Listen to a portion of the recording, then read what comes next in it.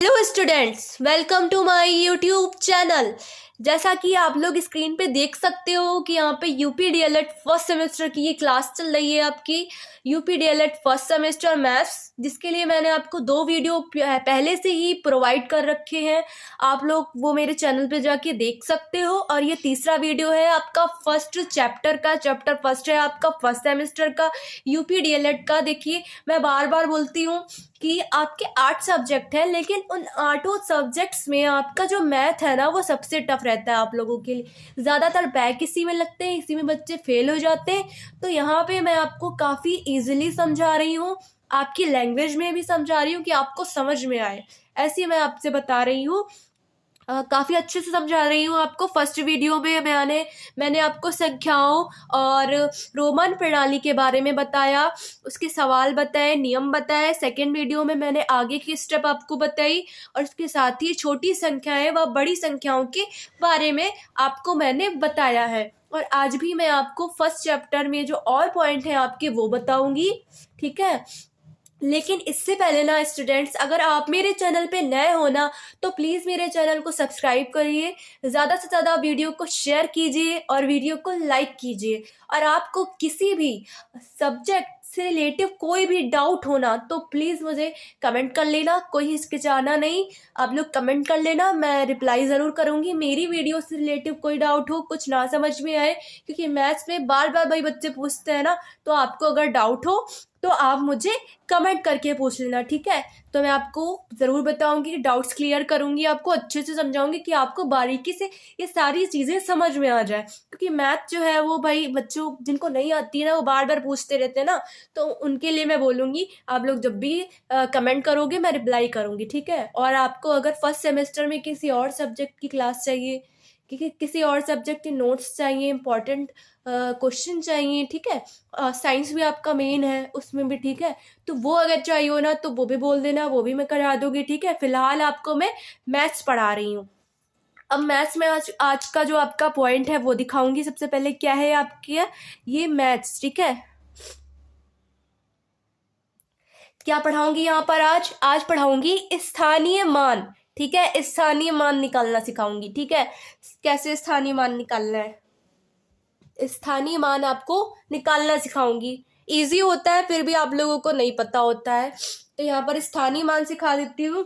उसके बाद संख्याओं के थोड़े और सवाल है वो बताऊंगी, ठीक है।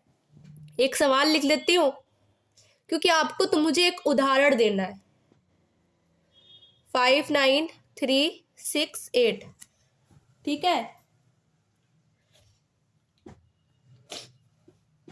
क्या है आपका ये 59368 में सबसे अधिक स्थानीय मान इसमें किसका होगा? तो हम क्या करेंगे यहाँ पे इस सवाल में, क्या करेंगे कि सबसे अधिक स्थानीय मान हमको कैसे पता चलेगा? हम स्थानीय मान निकालते हैं। 8 का निकाले सबसे पहले, 8 का 8 हो गया, ठीक है। 6 का निकाल, 6 का इसके आगे क्या था, ये हो गया। रुकिए अभी बता दूंगी, समझा दूंगी।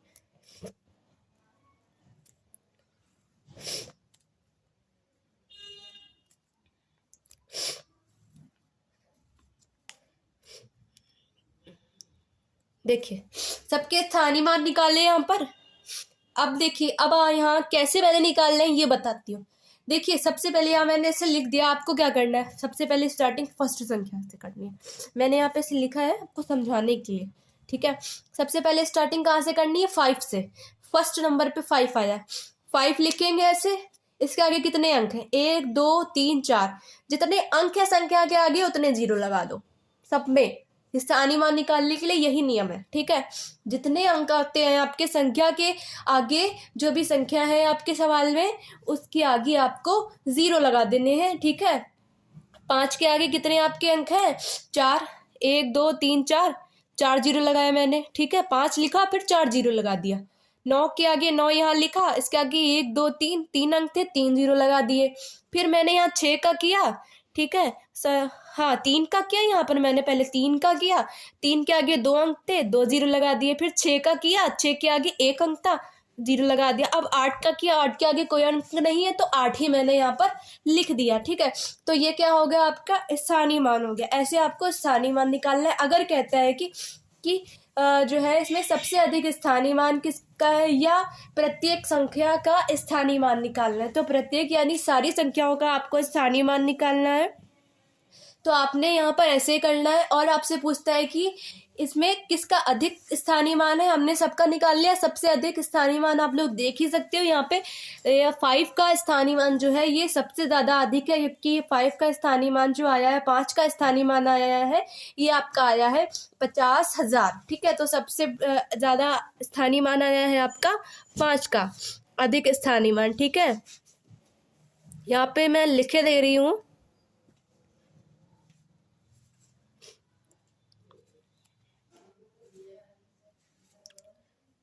ठीक है, ये आपका हो गया 5 का स्थानीय मान। पूछा ना आपसे, क्वेश्चन में पूछ लिया है कि सबसे अधिक स्थानीय मान किसका है, तो ये चीज कर लेनी है।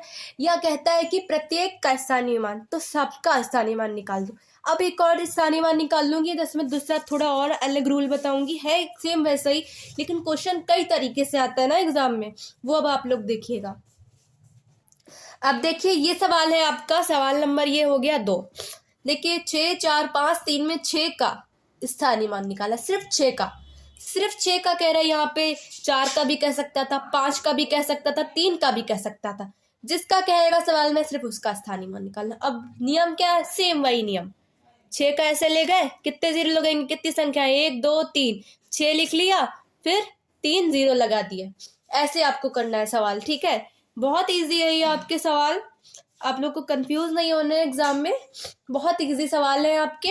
ऐसे स्थानीय मान आपको निकालना है, सबका बोलेगा तो वो चीज़ करनी है आपको, जो भी फर्स्ट सवाल आपको लगाया कि प्रत्येक का स्थानीय मान निकालने को बोलता है, सबका निकाल लिया ऐसे। ठीक है, अब बोलता है आपसे कि किसका अधिक मान है, किसका स्थानीय मान सबसे ज़्यादा है। तो जब सबका निकालोगे तब पता चलेगा ना कि किसका स्थानीय मान सबसे ज़्यादा है।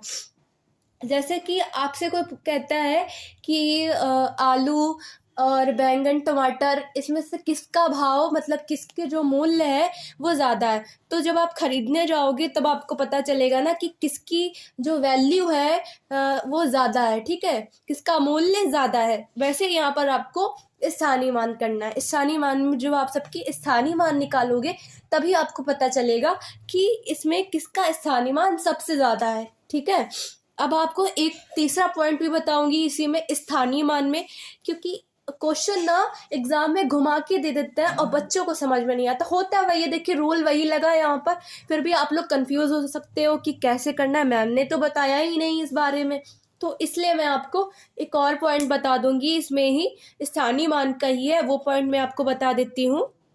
देखिए ये यहाँ पर तीसरा पॉइंट, अब इसको कैसे हल करना है, इसमें भी स्थानीय मान। इसमें क्या कह रहा है स्थानीय मान में कि आपको प्रत्येक का स्थानीय मान निकालकर इनका योग प्राप्त करना है। कैसे योग प्राप्त करोगे, पहले स्थानीय मान निकालो, सबका स्थानीय मान निकाल लो। 6 से स्टार्टिंग करो, 6 के आगे कितने जीरो संख्या है, 1, 2, 3, 4, 4 लगाती है जीरो। 7 के आगे कितनी संख्या है, 3, 1, 2, 3। और 5 के आगे कितनी संख्या है, 2 संख्या है। 2 के आगे कितनी संख्या है, 1 संख्या। और 6 के आगे आपका ये 6, यहाँ पे मैंने ऐसे लिख दिया, आप लोग अच्छे से लिख लीजिएगा। ठीक है, मैंने थोड़ा करीब करीब कर दिया है, लेकिन समझ में आपको आ रहा होगा। देखिए यहाँ 6 से स्टार्टिंग करी, 6 के आगे कितनी संख्या थी, 1, 2, 3, 4, 4 जीरो लगाए यहाँ पर। 7 के आगे कितनी संख्याएं थी, 3, 3 जीरो लगा दिए। 5 के आगे कितनी संख्याएं थी, 2, 2 के आगे 1 संख्या थी, 1 जीरो लगाया। और 6 को ऐसे ही लिख दिया। ठीक है, ये आपका हो गया। अब क्या कह रहा है कि इनका योग, तो हमको क्या करना है, सबको जोड़ दीजिए।